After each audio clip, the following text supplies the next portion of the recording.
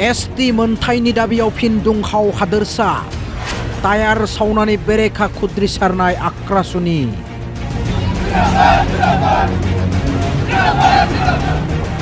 Tribal होनायनि मुङाव सरकारा फोलानायनि अजद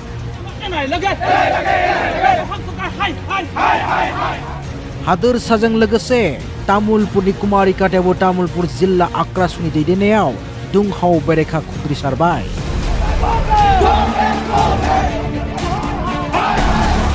भारत भुटान राजा लामायाव मिरुनि ट्राइबेल अनसाय बिफाननि मन्त्रि जुएल अराम आरो हादोरसानि ट्राइबेल अनसाय बिफान आरो सोलोंथाइ मन्त्रि डाक्टर रनस बेगनि मुसुखा सावनानै बेरेखा खुद्रिसारदों आक्रासुनि मावथि दैदेनगिरिफ्रा।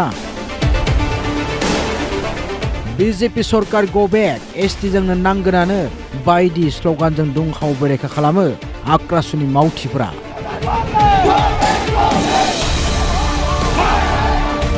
बीजेपी दैदेननाय आसाम सरकारनि साजि कच राजबंशी हारिसानि एमएलए खौबो गोख्रों रावजों सोंखारियो आक्रासुआ।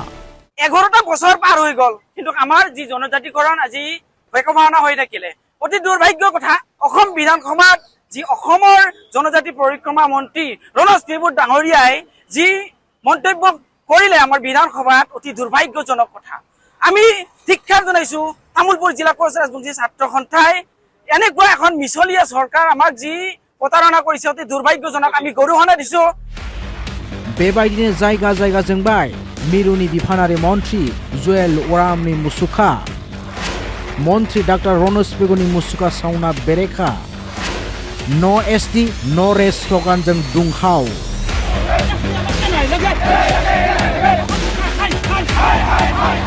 थाबैनो ट्राइबेल मोनथाय खालामना होनांगौनि दाबि कच राजबंशीनो जनजाति मोनथायनि जेंना सुस्रांना होआब्ला सरकारनि हेंथायै गोख्रोङै सोमावसारनोबो हुमखि होयो आक्रासुनि दैदेनगिरिया।